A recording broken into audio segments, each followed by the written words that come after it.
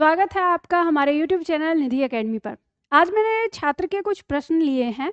हो सकता है आप में से किसी अन्य छात्र के भी ये प्रश्न हो सकते हैं। तो चलिए हम देखते हैं यहाँ पे क्या प्रश्न किया है और इनका हल हम कैसे करेंगे। तो प्रश्न है कि इसमें भाववाचक संज्ञा कौन सी है और चारों जो यहाँ पे नाम दिए हैं उनकी व्याख्या बतानी है। तो देखो, जब आपके सामने ऐसा प्रश्न आए तो आपको बताना है शब्द में कि भाववाचक संज्ञा कौन सी है। हम भाववाचक संज्ञा देखेंगे तो इसमें विकल्प दिया है चरित्रता, विकल्प दिया है सचरित्र, विकल्प दिया है चरित्र और विकल्प दिया है सच्चरित्र। अब यहाँ पे जो उत्तर है वो आपका होगा चरित्र। जो छात्र का डाउट है वो डाउट ये है कि इसमें जो चरित्रता शब्द दिया है ये क्यों नहीं होगा भाववाचक। तो सबसे पहले ध्यान दीजिएगा, चरित्रता शब्द अपने आप में कोई होता ही नहीं है, चरित्र शब्द होता है। ठीक है, तो इसका मतलब ये नहीं होता इसमें ता लगा हुआ दिख रहा है तो आपने ये समझा कि चरित्र शब्द में ता लग गया तो जिस शब्द में ता हो जाता है, एक हम ये पॉइंट भी देते हैं कि कुछ शब्द हमारे ऐसे होते हैं उनमें ता लग जाता है, यानी जातिवाचक संज्ञाओं के अंदर अक्सर हम ता लगाकर हम उनका भाववाचक बना देते हैं। तो इस पॉइंट के आधार पर अब आपके दिमाग में ये चला गया कि चरित्र शब्द में ता लगा दिया है तो ता लगने वाला हर शब्द आपका भाववाचक होगा, ऐसा नहीं होता। ता लगने पे जरूरी नहीं है कि वो भाववाचक हो, विशेषण भी हो सकता है। ठीक है, तो आपको यहाँ पर ये ध्यान रखना है। अब आपका जो प्रश्न है, पहला तो पॉइंट हो गया कि चरित्रता कोई शब्द नहीं है। क्यों नहीं है? क्योंकि कभी आप चरित्रता शब्द का प्रयोग करते हैं? नहीं करते, चरित्र शब्द का प्रयोग करते हैं। और चरित्र भाववाचक कैसे हुआ? तो मैंने आपको पहले ही समझाया है कि भाववाचक संज्ञाओं की एक खास विशेषता है। विशेषता ये है कि हम उनको देख नहीं सकते, हम उनको छू नहीं सकते, हम केवल उन्हें महसूस करते हैं। तो जब बात आती है चरित्र की, तो क्या आप किसी व्यक्ति के चरित्र को देखते हैं? कभी आपको ऐसे दिखता है कि ये रहा चरित्र खड़ा है इस व्यक्ति का, वो दिख रहा है आपको? नहीं ना।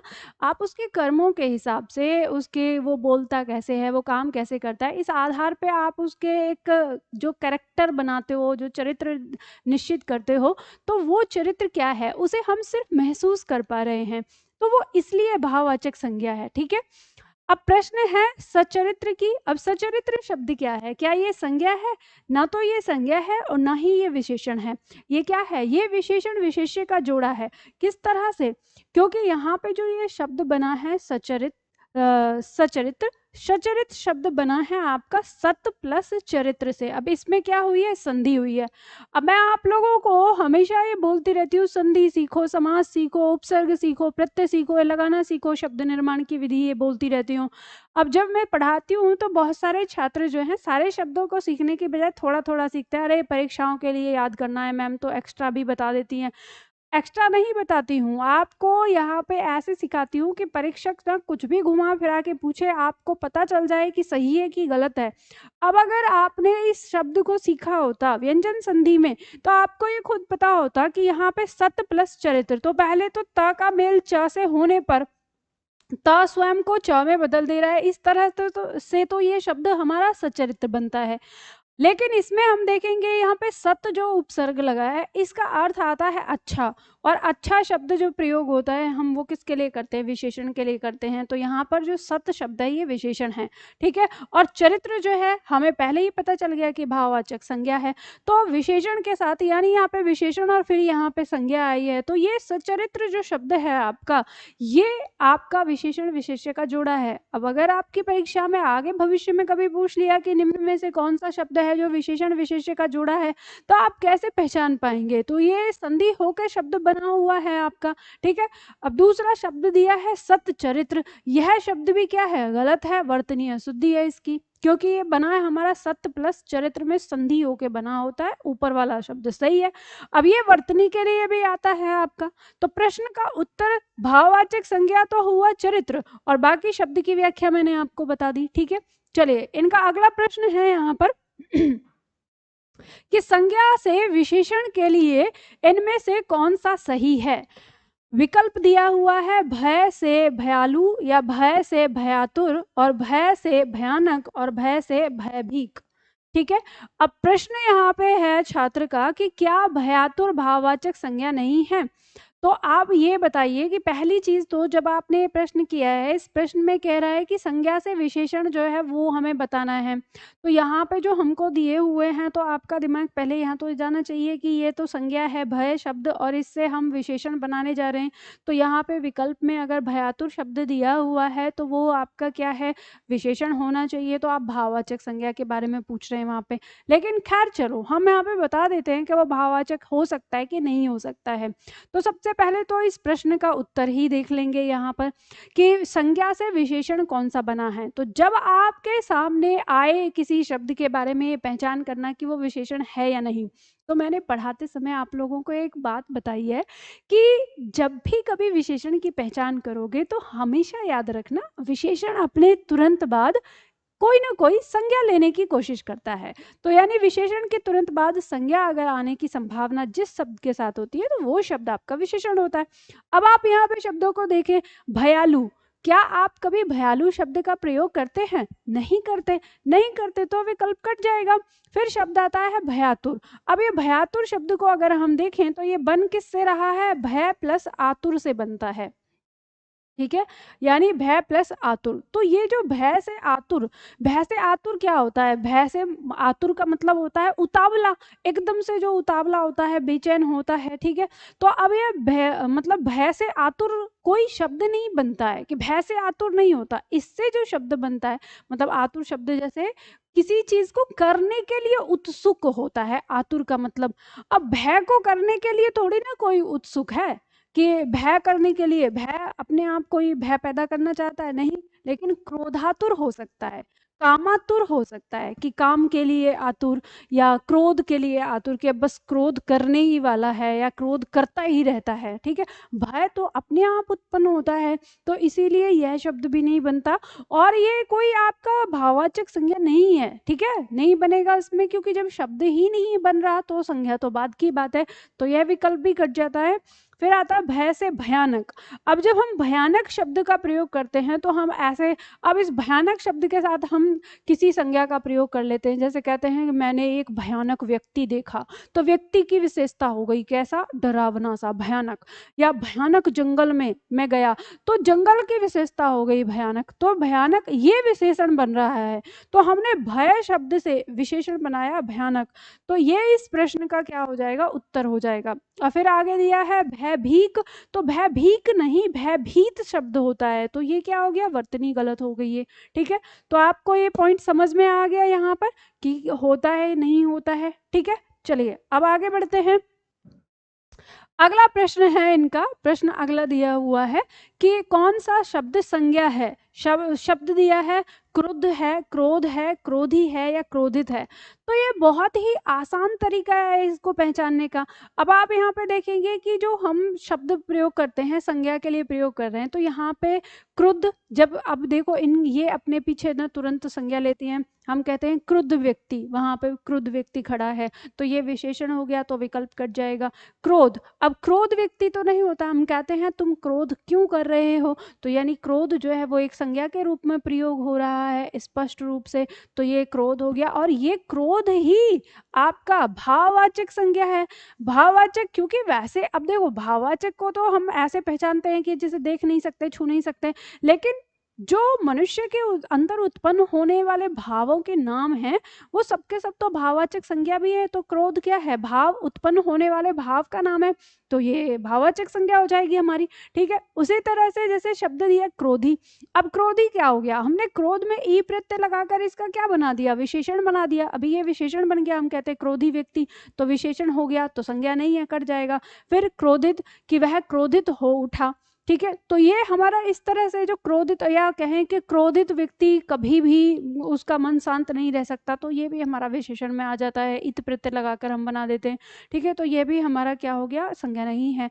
तो उत्तर तो हमारा यहाँ पे क्या हो गया, ख। और इसमें अगर संज्ञा का भेद पूछा जाए तो क्या हो जाएगा, भाववाचक हो जाएगा। ठीक है, अगला प्रश्न है यहाँ पर, प्रश्न है कि द्रव्यवाचक संज्ञा को परिमाणवाचक संज्ञा कह सकते हैं क्या। तो बिल्कुल हाँ कह सकते हैं। बहुत सारे लोगों ने द्रव्यवाचक संज्ञा को परिमाणवाचक संज्ञा ही कहा है। ऐसे परिमाणवाचक संज्ञा को कहने वाले क्या कहते हैं कि जिन वस्तुओं की मात्रा मापी तोली जाती है, ठीक है, मतलब माप तोल हो जहाँ पर, तो जहाँ पे माप तोल होती है उनको वो क्या कहते हैं, परिमाणवाचक संज्ञा कह देते हैं।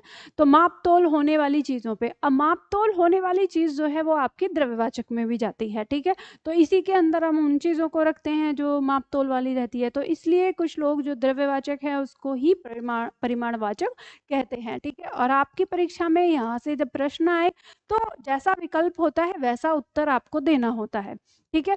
उसके बाद अगला प्रश्न है कि समुद्रगुप्त भारत का नेपोलियन था। यहाँ नेपोलियन किस प्रकार की संज्ञा का उदाहरण है, विस्तार से समझाइए। तो देखो, इस तरह के प्रश्न में हमारे छात्र जो हैं थोड़ा सा कभी कभी घबरा जाते हैं कि ये व्यक्तिवाचक होगा कि जातिवाचक होगा। तो देखो, आपको इसे ना बहुत आसानी से समझना है। जब कभी आपके सामने इस तरह का पॉइंट आए, इस तरह का प्रश्न आए, तो आपको समझना है कि वाक्य क्या कह रहा है, वाक्य में जो शब्द है जिसके बारे में पूछा जा रहा है वो हमको क्या बताना चाह रहा है, ठीक है। तो वाक्य कह रहा है कि समुद्रगुप्त भारत का नेपोलियन था। तो अब जो ये नेपोलियन जो व्यक्ति है, इसके गुणों को किसमें दिखाया जा रहा है, तो इसके गुणों को दिखाया जा रहा है समुद्रगुप्त के अंदर, कि समुद्रगुप्त के अंदर नेपोलियन के जैसे गुण थे, इसीलिए उसे कहा है कि समुद्रगुप्त भारत का नेपोलियन था। तो यानी नेपोलियन व्यक्ति के गुण ये जहां पर प्रदर्शित हों, तो आपको ध्यान रखना है कि कोई भी व्यक्ति जब आए और उसके गुण जहां पर प्रदर्शित हों, तो वो संज्ञा उस समय जातिवाचक संज्ञा कहलाती है। क्यों जातिवाचक कहलाती है? तो इसलिए जातिवाचक कहलाती है क्योंकि वहां पर उसके गुणों को दिखाकर अब उसके जैसे बहुत सारे बन गए हैं। अब इसमें बहुत सारे शब्द आते हैं, जैसे मान लो हम ये कह दें, विभीषण शब्द को हम लेते हैं, विभीषण शब्द अगर सीधा आएगा तो वो हमारा व्यक्तिवाचक है। लेकिन अगर हमने कहा कि वर्तमान समय में हर घर में विभीषण पाया जाता है, तो यहाँ पर विभीषण के गुणों के वाले व्यक्तियों का बोध हो रहा है। तो गुणों वाले व्यक्ति का बोध हो रहा है, तो वहां पर विभीषण क्या हो गया, फिर जातिवाचक में चला गया। अब मान लीजिए अगर ऐसे कह दिया कि सीमा हमारे घर की लक्ष्मी है, तो इस वाक्य में जो लक्ष्मी शब्द है वो क्या दिखा रहा है, वो लक्ष्मी होने के गुण को प्रदर्शित कर रहा है। तो गुण को प्रदर्शित कर रहा है, तो इस समय लक्ष्मी शब्द जो है किस में रहेगा, ये हमारा जातिवाचक में हो जाएगा। अगर हम सिंपल ऐसे दें कि लक्ष्मी शब्द में कौन सी संज्ञा है, तो हम वहां पर कहेंगे कि व्यक्तिवाचक है, क्योंकि सबसे पहला नाम लक्ष्मी का है। लेकिन जब हम उसको वाक्य प्रयोग करके उसका अर्थ बदलने की कोशिश करते हैं, उसमें भाव अगर डाल देते हैं, तो वहां पे फिर आपकी जो संज्ञा है वो परिवर्तित हो जाती है। तो अब जैसे हम मान लो ये शब्द लेते हैं, जैसे गांधी शब्द आता है। अब जो गांधी शब्द जो है वो क्या है, एक जातिवाचक है। लेकिन जब हम कहते हैं कि भारत के राष्ट्रपति गांधी हैं, तो यहाँ पर गांधी किसी एक व्यक्ति को फोकस करने आ गया, तो वो जातिवाचक होते भी क्या बन गया, व्यक्तिवाचक बन गया, ठीक है। तो इसी तरह से आपको ध्यान देना है कि वो किसी एक को फोकस कर रहा है तो वो व्यक्तिवाचक, और अगर गुणों को फोकस कर रहा है तो व्यक्तिवाचक होकर भी वो जातिवाचक में आता है, ठीक है। बात समझ में आ गई? चलो, अगला पॉइंट आता है, अगला प्रश्न है कि हिंदी में समास के कितने भेद हैं, क्या भेद को प्रकार कहा जा सकता है। समास का यदि भेद पूछे तो हमें उसकी संख्या समझनी है या प्रकार। तो देखो, सबसे पहले आप ये समझिए कि जब इस तरह का प्रश्न आपके दिमाग में आता है कि कितने भेद हैं, क्या हम भेद को प्रकार कह सकते हैं, तो आपको ये खुद ही थोड़ा सा सेंस होना चाहिए कि भेद का मतलब एक तरह से उसके प्रकार की ही बात हो रही है। और रही बात संख्या और प्रकार, इन दोनों में अंतर होता है। संख्या हम कुल संख्या से गिनती करते हैं उसकी, तो जब हम समास के प्रकार की बात करते हैं तो ध्यान रखिएगा, हम समास को प्रधानता के आधार पर बांटते हैं, ठीक है। प्रधानता के आधार पर समास के 4 भेद पाए जाएंगे, ठीक है। कौन से? तो जिसमें हम कहते हैं पूर्व पद प्रधान, ठीक है, जिसमें पूर्व पद प्रधान, एक भेद ये हो गया ठीक है। दूसरा भेद हो गया उत्तर पद प्रधान, उत्तर पद प्रधान, ठीक है। तीसरा भेद हो गया दोनों पद प्रधान, दोनों पद प्रधान, और चौथा हो गया इसका भेद, दोनों पद अप्रधान। दोनों पद अप्रधान, और इस दोनों पद अप्रधान में अन्य पद प्रधान होता है। अन्य पद प्रधान, ठीक है। तो समास आपका यहीं पे आता है। तो ये जब बात आएगी भेद की, बात आएगी प्रकार की, ठीक है। तो भेद या प्रकार, इन दोनों का मतलब एक ही होता है। और जब ये संख्या आएगी तो ये आपको बताना है 4, ठीक है। मतलब कि प्रकार कितने होते हैं, भेद कितने होते हैं, जब ये कहा जाएगा तो आपके कितने होते हैं, 4, ठीक है। लेकिन अगर पूछा जाए कि समास कितने होते हैं, ठीक है, अगर ये पूछा जा रहा है समास के भेद कितने हैं, समास के प्रकार कितने हैं, ये पूछा जाएगा तो उत्तर देना है आपको 4।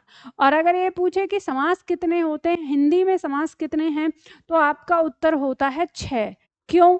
फिर आपका क्या आ जाता है, क्योंकि एक समास है आपका पूर्व पद, एक समास है आपका उत्तर पद में आपके 3 समास आ जाते हैं, ठीक है। कौन कौन से? तत्पुरुष समास, द्विगु समास और कर्मधारय समास, ठीक है। दोनों पद प्रधान में एक समास आ गया आपका द्वंद्व समास, और दोनों पद अप्रधान में बहुव्रीहि समास आ गया आपका एक समास। तो ये आपके कितने हो गए, ये 3 और 3 हो गए आपके 6। तो टोटल संख्या जो है वो 6 आ जाती है। तो ये आपको यहाँ पर समास से संबंधित ये पॉइंट ध्यान में रखना है। बाकी मैंने समास से संबंधित चीजें आपको बता ही रखी हैं, ठीक। तो यहाँ पे हमारे छात्र का जो प्रश्न है वो कुछ इस प्रकार था। तो उम्मीद करती हूँ आपको ये चीज़ें अच्छी तरह से समझ में आ गई होंगी। अगर कोई भी और आप में से किसी का भी कोई इस तरह का प्रश्न होता है या ऐसा प्रश्न है जो आपको समझ में नहीं आ रहा है, तो आप लोग भी मुझे कमेंट बॉक्स में लिख सकते हैं। मैं आप लोगों के प्रश्न का, अगर मुझे लगेगा कि जेन्युइन प्रश्न है, देखो बहुत सारे छात्र कुछ अटपटे से प्रश्न करते हैं। अटपटे से मतलब ये है कि उनका कोई लिंक नहीं होता चीज़ों से समझने से, बस अपने आप को प्रदर्शित करने के लिए कुछ भी पूछ लेना। तो ऐसे तो नहीं, लेकिन जो जेन्युइन लगेगा कि हाँ ये समस्या है हमारे छात्रों के सामने और इसका हल नहीं मिल सकता, तो ऐसे प्रश्नों को मैं आप लोगों को ज़रूर बताऊंगी, ठीक है। तो बात समझ में आ गई। तो आज के लिए इतना ही, फिर मिलते हैं हम अगली क्लास में।